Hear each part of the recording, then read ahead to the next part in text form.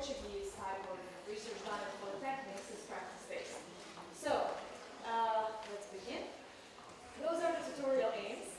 And the tutorial methods that we're going to use, first of all, I will go through several different quotations from my research.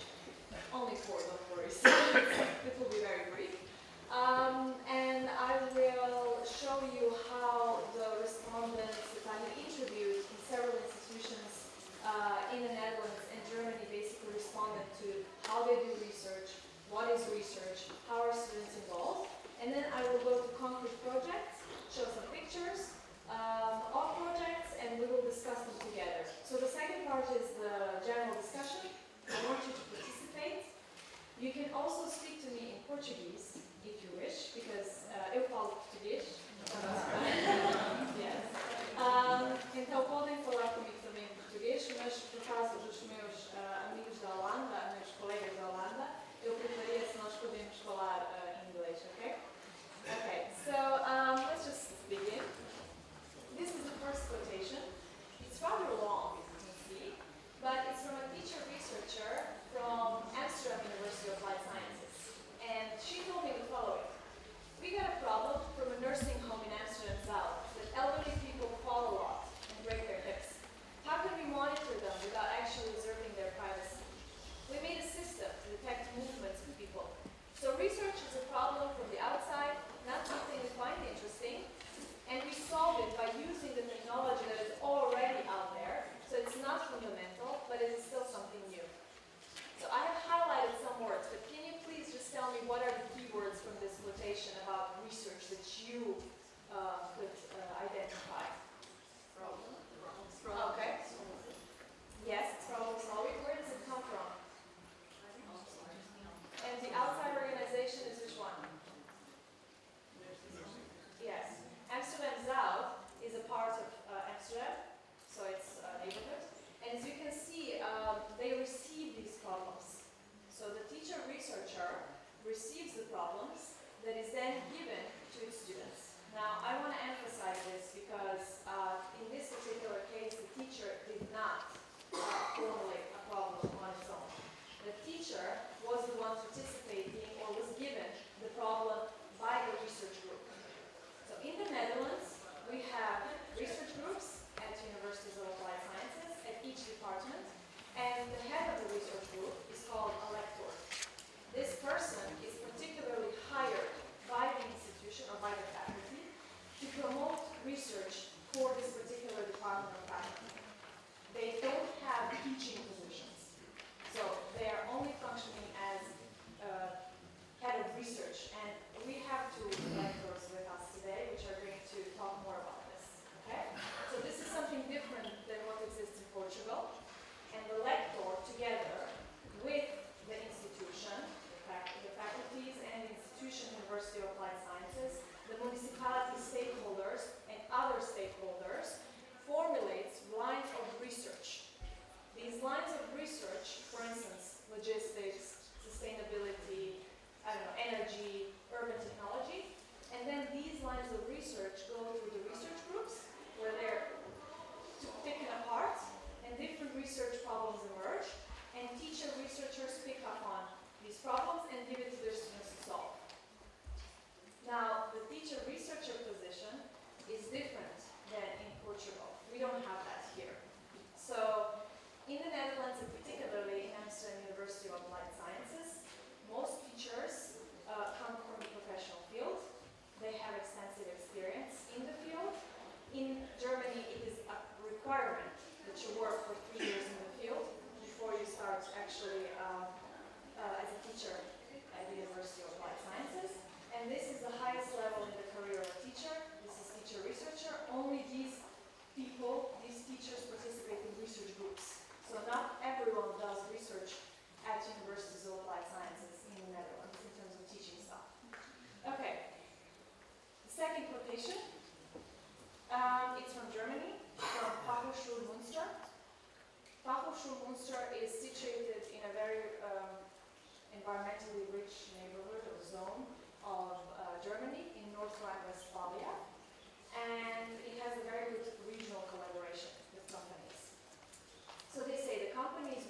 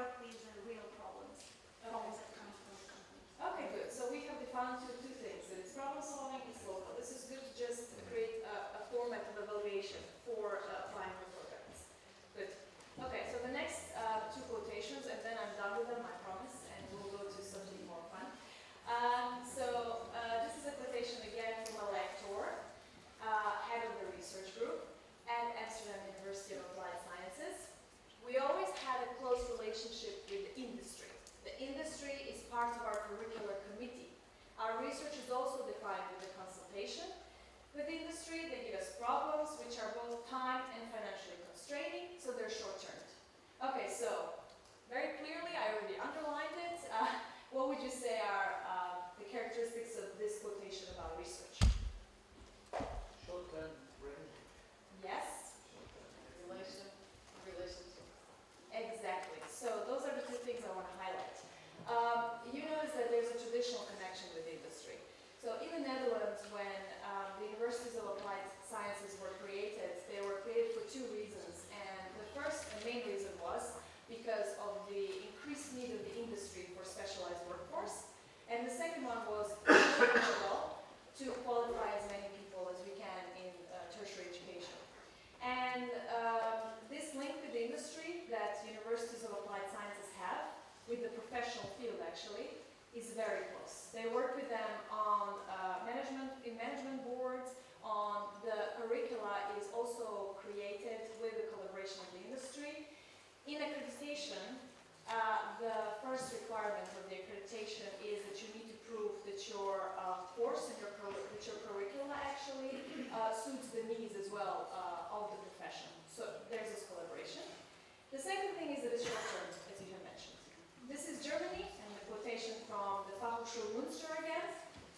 Our students work on, again, short-term projects, it's discussions with the regional companies, and they're usually for 1 semester. These are the two important things that we need to take from here. So I call practice-based research dialectic. It's a rather difficult word, but we can manage. It's basically, it's not really about collaboration, because collaboration is not equal. We need to be careful how much of input we actually take into consideration from the industry. Industry and technology is changing so fast that higher education institutions cannot keep up. And basically, we cannot orient our curricula just to serve the short-term needs of the labor market. So we need to think more ahead and create professionals for the future. So I say that it's dialectic because it's created in a critical dialogue. So we need to assess as polytechnics, as universities, how much are we going to actually take into consideration the industry. This relationship has to be critical, so in a dialogue. Short term, dealing with current issues, of course, is going to be short term. No company problem is resolved in 4 years. That's simply too much time. They don't have time for that. In the Netherlands, research activities take place throughout the curriculum. They take place from 10 weeks in the first and the second year in form of research project work within the year. Every student has to do this. They're given certain projects in Amsterdam University of Applied Sciences from the research group. These are simple problems, like doing literature searches, reviews, some statistical analysis, nothing too much.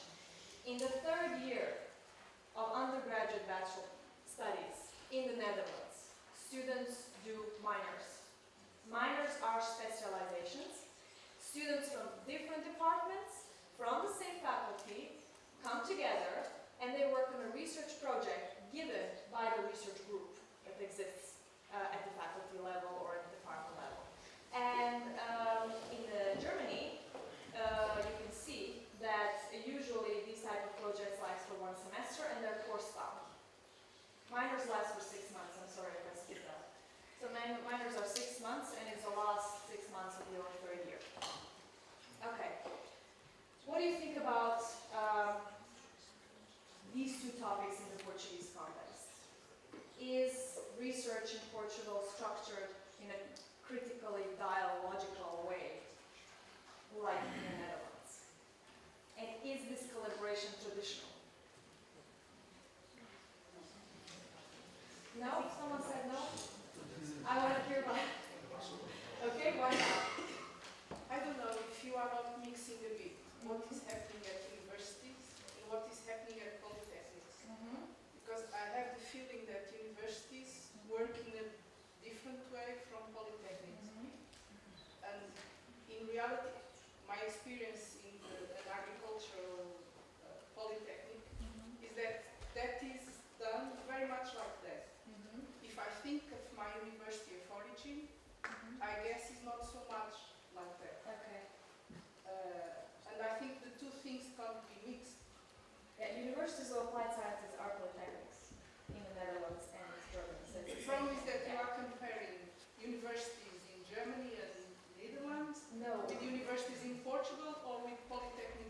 No, I'm comparing Universities of Applied Sciences, which is an international name for polytechnics.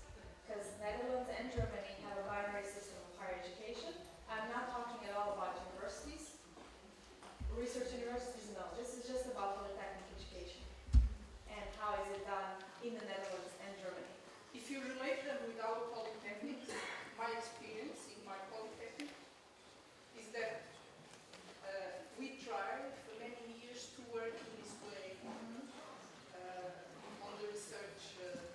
Do you design your curricula from the first year in consultation with the industry, with agriculture?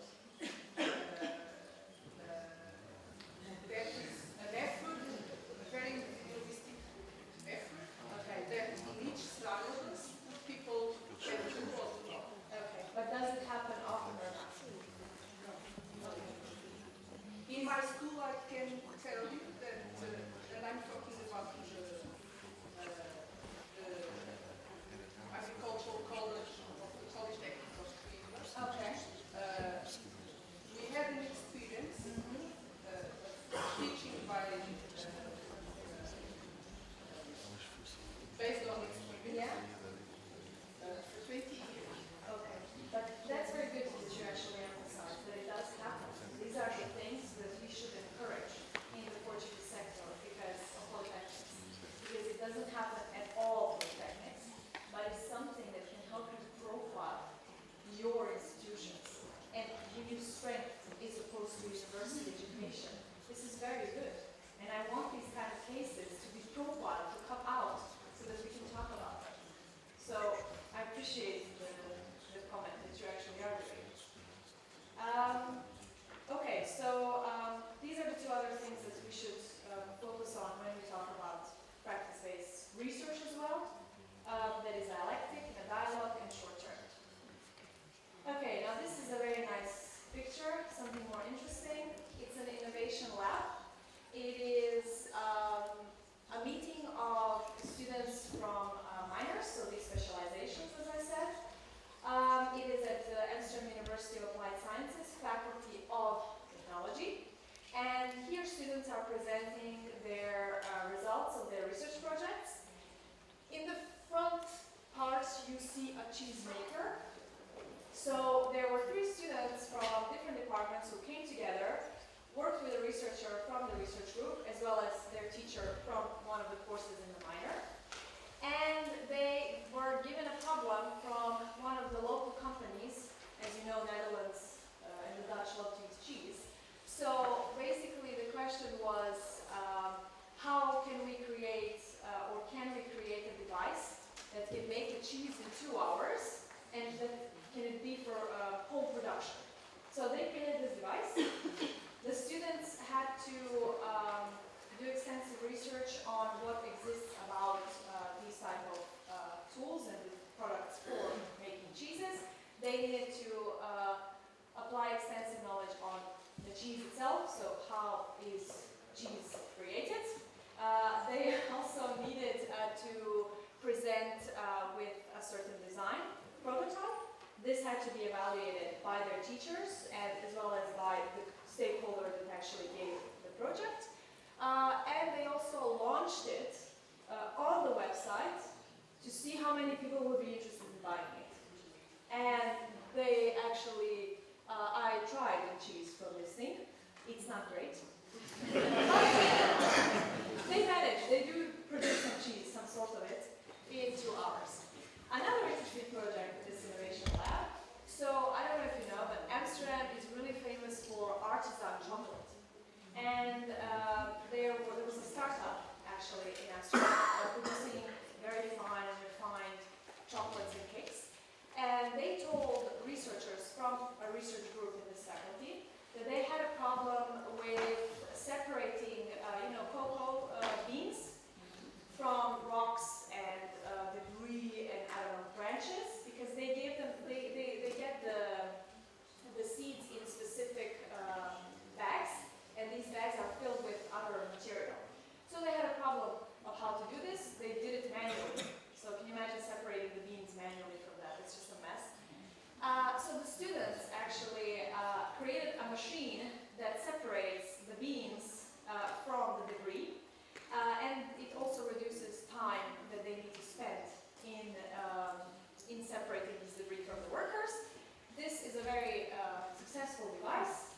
actually got several projects,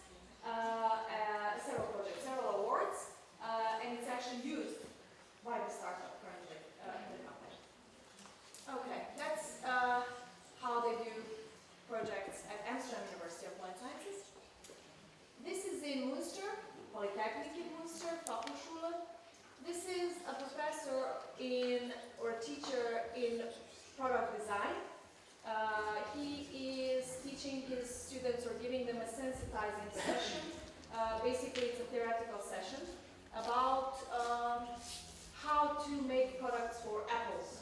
And why do I say this? Is because this professor got a particular problem from a local producer of apples to create and design a package for 4 apples per kilo.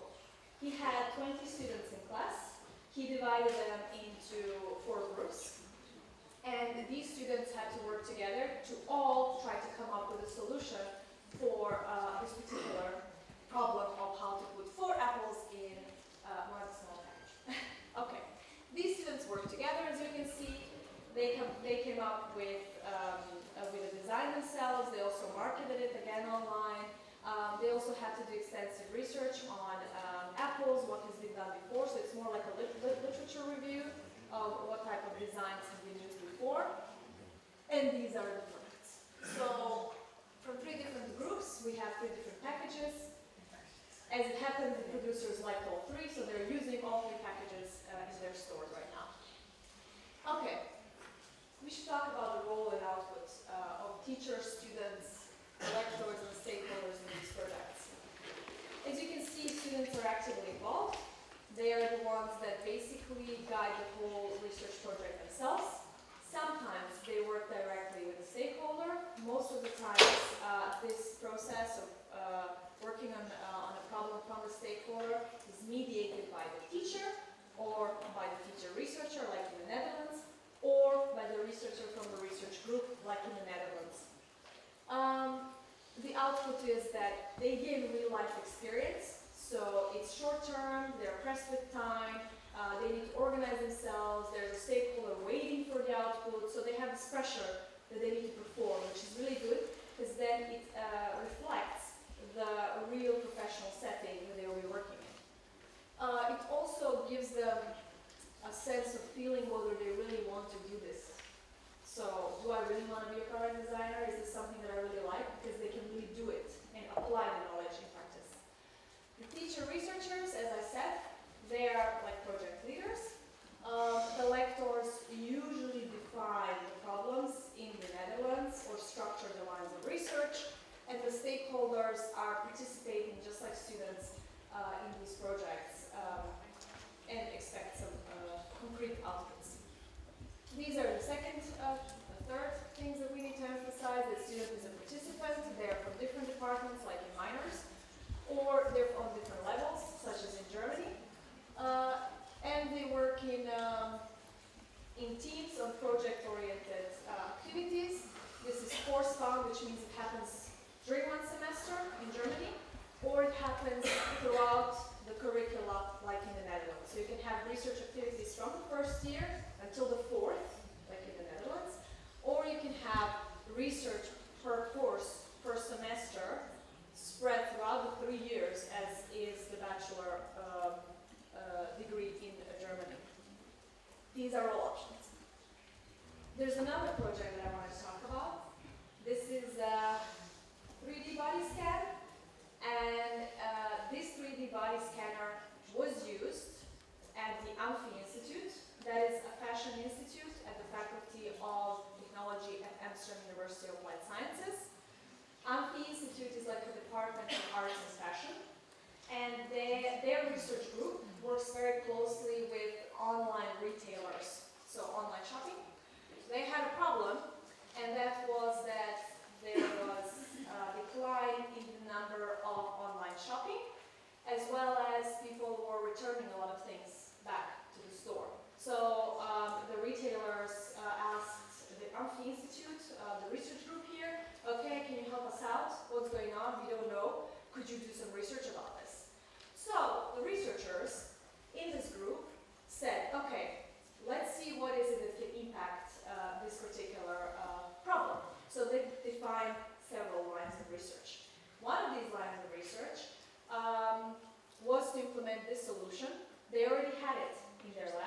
3D body scanner. So they asked people to scan themselves in this cabin, and then they could upload their body scan online, and then they could try out the clothes online on their own body scan to see how it fits. The students from the minor participated in this, so they were third-year students, and they also delegated their tasks to first and second-year students. Now this is interesting. So they said, okay, I'm too busy because I'm figuring out the software for this 3D body scanner. Could you please, I don't know, run some analysis? And that is what these students in the first and second year in these 10-week research assignments, that's what they do. So they came up with a solution, and it worked pretty well. The consumers were really satisfied they could upload their image. Not really happy because the body scanner kind of scans all of the excess that we have on our bodies, but they were very happy. I'm not going to talk about this one right now. This is from Fachhochschule Münster, so Polytechnic Münster.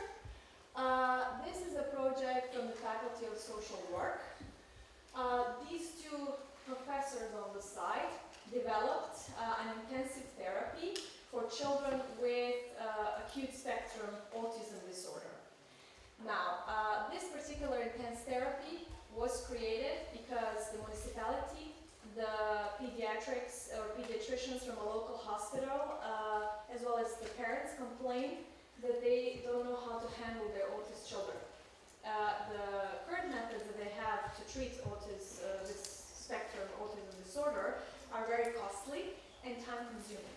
So these two professors talked with these stakeholders to come up with a certain therapy. Now, the two students in the middle, they are the third-year students of Fachhochschule Münster. They're the ones that train students and preschoolers in this therapy and collect data, video data, to observe how can they actually improve the therapy. So this is just one of the one semester project that they do in Münster. And I wanted just to summarize the three important things that come from these pictures, these projects. First, I would say that it's interdisciplinary because students from and teachers and researchers from different departments come together to work on projects, as you could see. There are complementary. Students use their theoretical knowledge they learn in class. During minors, they also have courses, so they learn things. And basically, they apply it in practice. And the expected outputs are multiple. So the student benefits, the teacher upgrades their knowledge about the new developments in the profession, the lecturer gets their research done, and the stakeholder gets a practical output. If you look at it, practice-based research in summary is like this. These are the main elements of practice-based research, as my research has shown in comparison between Netherlands and Germany. I also have this model with me if you want. Maybe it will make it easier for you, like just to structure your projects. Okay, click the boxes, yes, this is done, this is not done. So I have that here if you want. And I would like to conclude with the following statement. Based on what we have learned today, what I've presented, I made a certain definition of what polytechnics or universities of applied sciences are in the Dutch and the German context. I would like you to read a statement and then to comment on it, whether we can say this is true or not for the Portuguese polytechnics.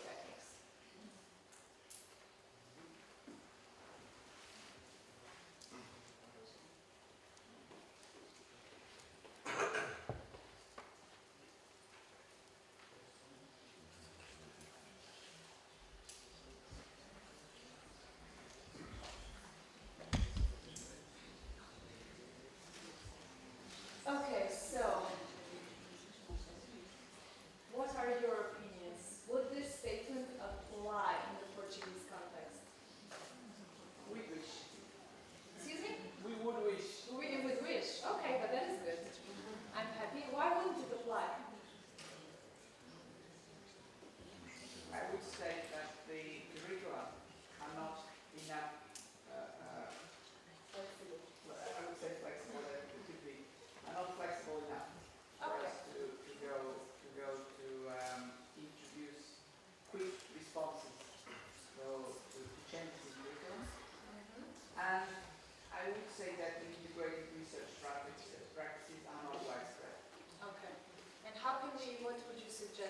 we change this?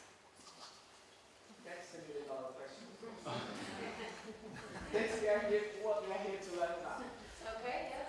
You can't understand the Portuguese context if you don't understand the history between universities and polytechnics in Portugal. Yes. And the diversity inside each of these groups.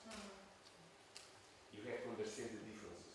Because probably in Netherlands and in Germany, there are big differences between universities and polytechnics. Here you have first degree and second degree, they do all the same.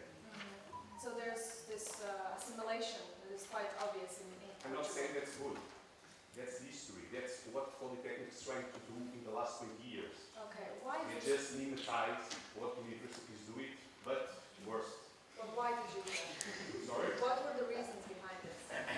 Political ones. Okay. Which ones? I'm curious. Yes. They're to ensure students gain the workflow experience. So this is the main goal of those projects. But the previous projects that you presented, you arrived always with some kind of device and some kind of product. Yes. And this is I would like to know about. Other question, for example, in healthcare, because I'm a nursing professor, and in healthcare, for example, in elderly healthcare, we don't, most of the time, we don't have to, we don't arrive to a device or to a product. Because, for example, in chronic diseases and with elders, we try to improve quality of life and we try to decrease some kind of outcome or whatever. So I would like you to just clarify this. Okay, so I will start with the second one.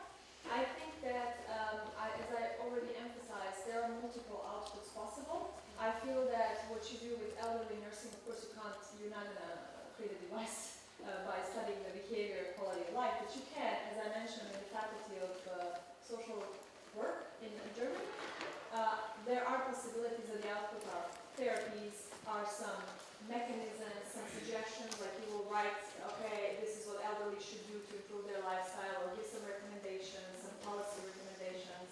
But the work with the very nursing home, that's what matters the most, actually, because we need to work with them. They don't have time to innovate. You are the ones that are going to help them to innovate within their field with the elderly, in arts, in agriculture, everywhere. You're the ones that help agriculture sort of to develop further, to kind of share their ideas, to improve, I don't know, mechanisms that they have or tools that they use.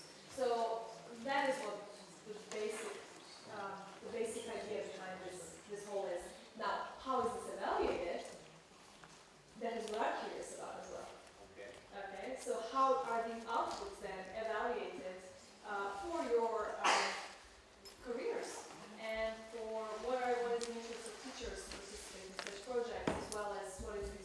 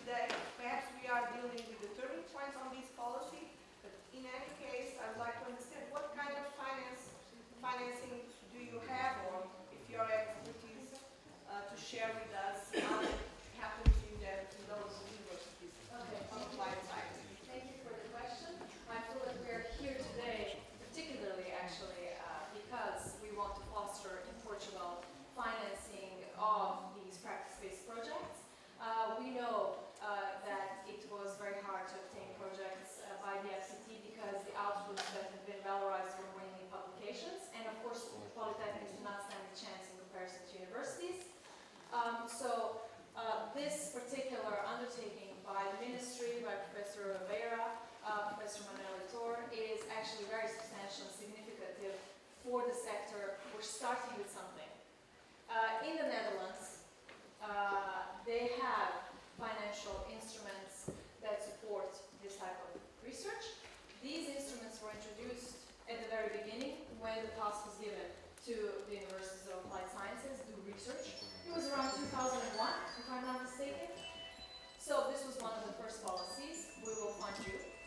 There is also a position of lectors, which was introduced in the Netherlands, which first they were funded by the government, but now lectors are funded by the institution, if I'm not mistaken. So if the institution has money, they can hire a person like this to try to help out, develop this research, talk with the stakeholders. I don't think every teacher has a time to go to talk to the stakeholder. I mean, you're teaching a lot. So this is a very also good initiative. In Germany, it's a bit different. They also get a budget for research in the lump sum budget that they get for students and for staff. They get around 2% or 1% or 2% for research, which then amounts to a bit more because the institutions have autonomy to use their finances, and I'm not sure if a similar situation applies in the Netherlands. So they do get also research money from the lump sum that the institution gets, and those are the main differences. But what we are doing here today with this project is a starting point. It's a movement that we're trying to create to valorize, really, the emphasis is on valorization of polytechnic education. Yes? Sandra, Yeah. if you are finished. Yes, I am. I would ask, before we go to open discussion, I would ask Duarte Silva from the Accreditation Board to make a comment on his presentation, on your presentation, before we open the floor for general discussion. Yes, thank you. Duarte Silva.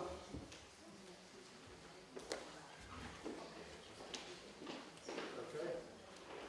Thank you very much for your presentation. I think it's quite interesting to receive the experience in Germany and Netherlands. Obviously, countries are different and experiences are different.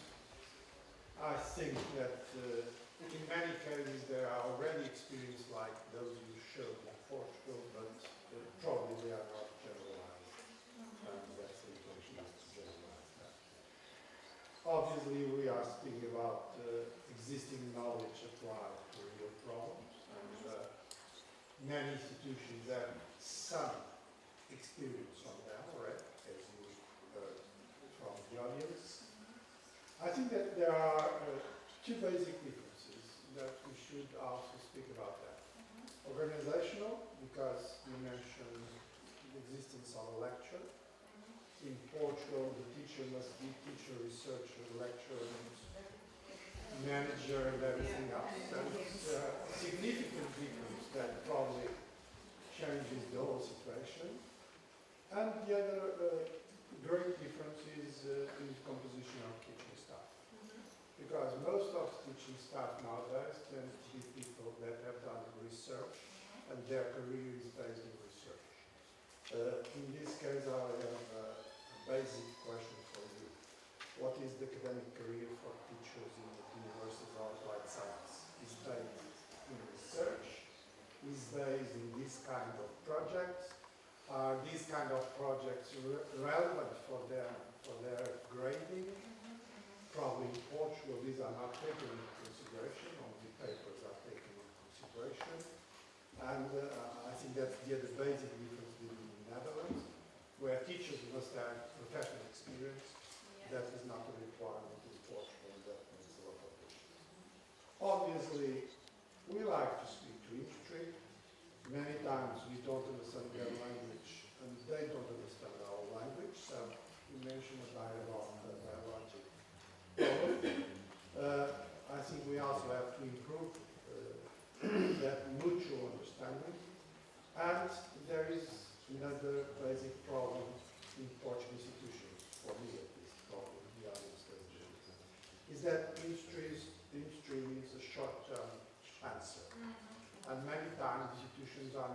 kind of short-term. They want to have all time to solve problems. And history cannot wait for such a long time. Anyway, I think you brought here the organizational problem, the composition of teaching staff, the dialogue with industry, the short-term research, and the examples. I think they are quite interesting because they use students of different areas.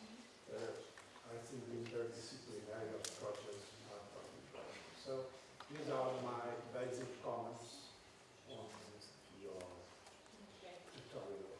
Okay, thank you. Thank you very much. I will open the floor for discussion.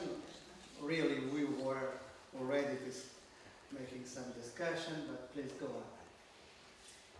Yes. Hi, Carlos Fernandes, Polytechnico Bianca.